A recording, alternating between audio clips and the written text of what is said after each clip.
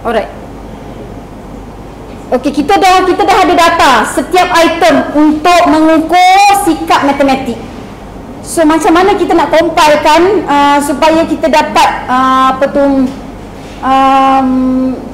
kita dapat kenal pasti pelajar ini mempunyai tahap sikap yang kategori yang mana, rendah ke, tinggi ke. So you have to compile it.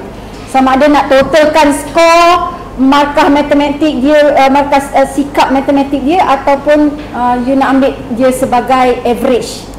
Okay, so saya sarankan kita ambil average lah.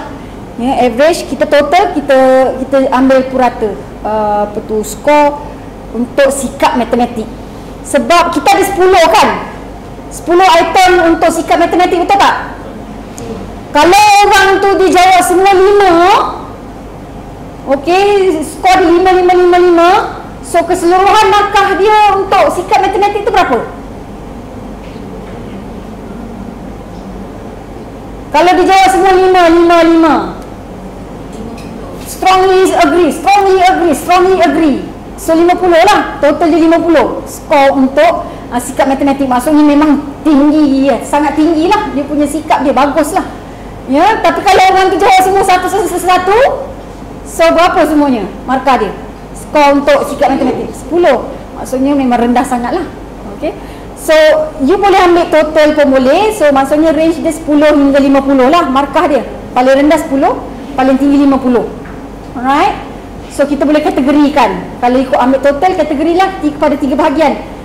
Rendah, sederhana, level tinggi, sikap tinggi, level sederhana sikap matematik, level rendah sikap matematik. Okey, tapi saya suka ambil sebab dah establish, dah ambil average. So saya ambil average lah. Nak ambil total pun ataupun sum pun boleh, tak ada masalah.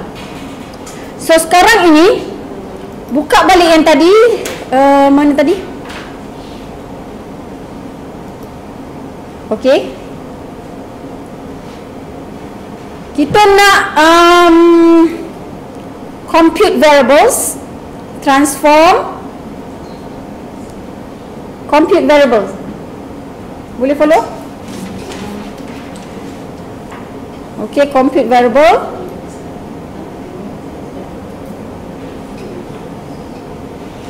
Okey, kita buat satu variable yang baru, maths attitude.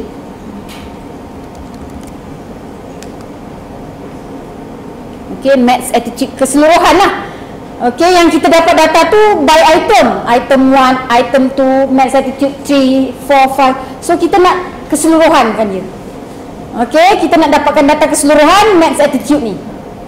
Okey, so sekarang ni all pergi kat function group ni. So saya ambil average lah ya. Nak ambil sum pun boleh. So you tambahkanlah maths B1 tambah B2 tambah B3, so semua tu boleh, tak ada masalah. Tapi saya nak you gunakan ambil dia punya average. Okey, dekat all tu, dekat function and special variables tu, pergi dekat cari min. Ada min tak? MEAN. Nampak tak min kat situ? Function group all ni kan. Okey, you drag bawah, cari M. M, pergi dekat min. Ada tak MEAN? Bukan MIN. MEAN tu average lah. Kalau MIN tu minimum tu paling sikit ya. So kita nak min average. Okey, klik 2 kali kat sini. Klik 2 kali dah akan keluar yang ni. Okey, min apa yang kita nak? Min semua item berkenaan dengan maths attitude ataupun sikap matematik. Okey, so klik B1, transformkan kat sini. Lepas tu B2. Okey, koma B3,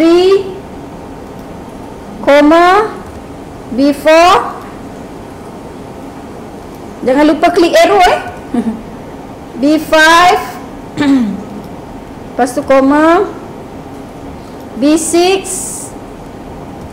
koma B7, koma B8, koma B9, B10. Okey dah. Sebab ada 10 item berkenaan dengan sikap matematik, so 10 tu je lah yang kita masukkan, jangan masukkan yang lain pula. Alright, bila dah sudah, klik OK lah. Dah klik OK dah.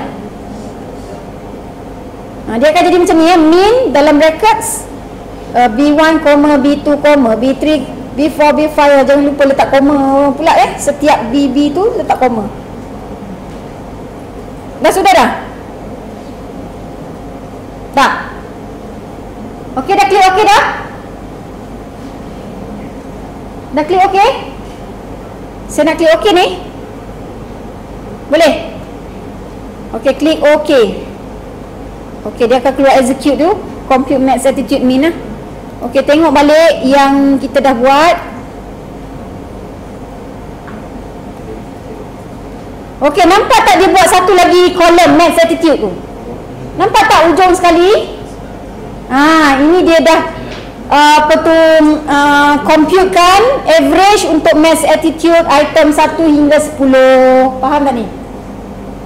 Okey. Alright.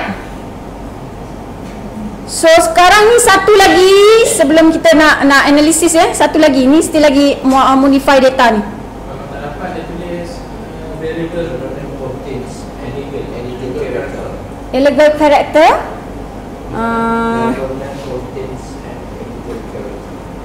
Okey, kejap ya. Dia tak keluar max attitude ni tak keluar. Dia tak keluar nombor-nombor ni tak ada. Siapa yang nak keluar? Yang lain keluar tak? Okey, kejap saya tulis tu